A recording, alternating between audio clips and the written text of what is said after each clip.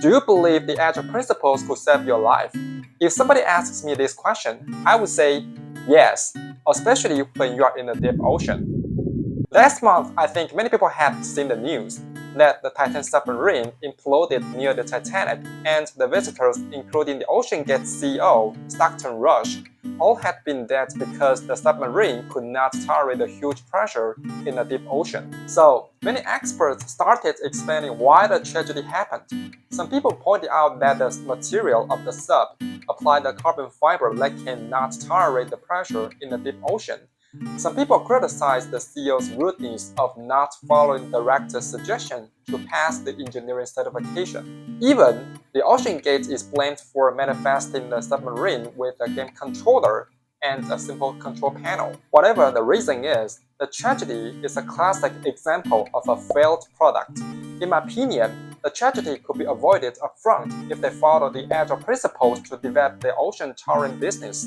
But how? Today, I would like to give you 3 basic ideas when you are handling a complex problem, especially when you are developing a product that is highly sensitive to people's lives, just as the Titanic submarine. Iterative and incremental design, acceptance criteria, and business adaptability to risk. I believe the ideas will save you billions of dollars as the exceptional conditions occur and build strong credits with your customers. If you don't want to miss any valuable Agile content, subscribe me and turn on the bell to receive my weekly updates. Okay, so why did it implode in the deep ocean?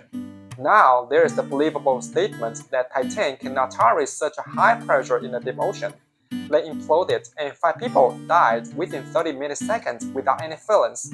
So, where is the pressure? As we had learned in junior high school, the pressure under the liquid's appearance could be calculated by the multiplication between the intensity of the liquid and the depth of an object. Let's assume that the intensity is fixed, so we could imagine that the deeper we are, the more pressure we should afford.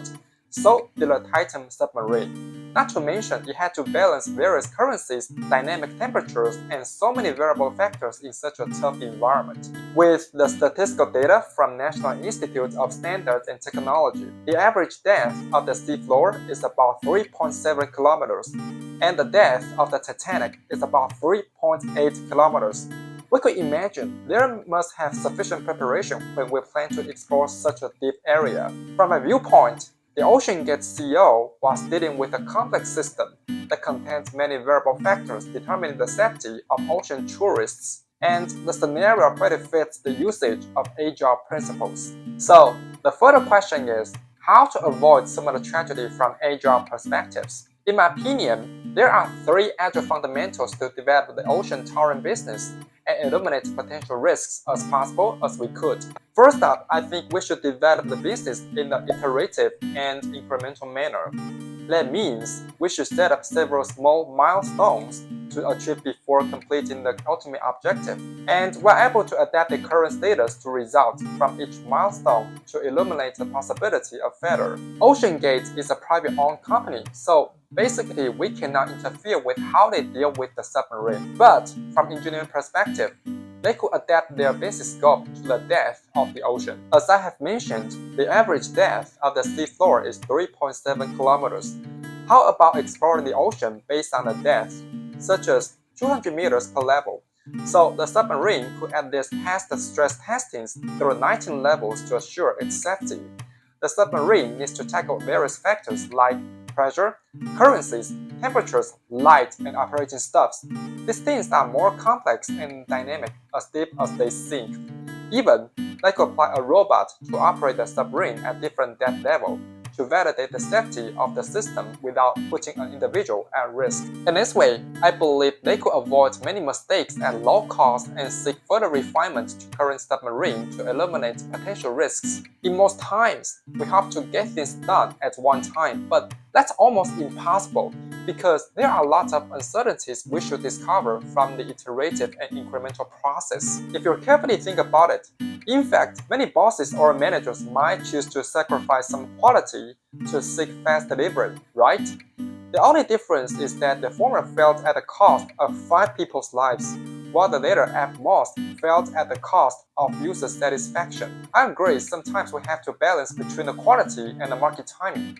But that does not mean we have to sacrifice our lives to prove the product is wrong. Building sufficient amount of acceptance criteria helps the business gain more confidence to go further, and it could save people's lives when extreme conditions are fully considered.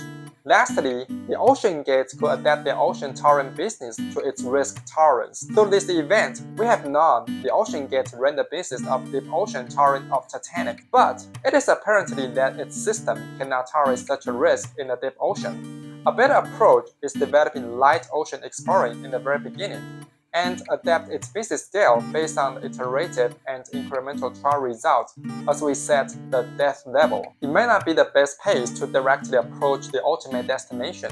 Instead, we should adapt the system to trial results, so we gradually approach the ultimate goals. No matter in this case or other business scenarios, I believe the three principles could help the entrepreneurs save a large amount of money at the early stage and have more opportunities to try error. Try to imagine if the ocean gate follows the iterative and incremental development principle, it is probably that they could discover the system deficits early and fix them on time. Besides that, they were able to run their business at a relatively low cost by quickly bringing cash flow early once the submarine has the acceptance criteria. Finally, maybe the approach could protect tourists from death, and the 5 individuals could safely back from the deep ocean. And that's why I said the Agile principles might save your life in such a fierce condition. To sum up, I prefer to consider this event as a human-made tragedy instead of a natural catastrophe. The Ocean Gate CEO, Stockton Rush, tried to think out of the box without following the basic engineering principles that made the tragedy happen. The story also reminds us of never violating fundamental principles when your products are life-critical. Lastly,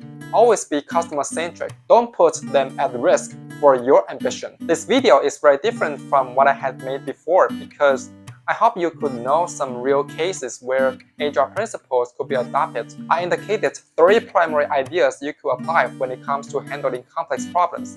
If you still have other questions, now I provide a one-on-one free online consulting service.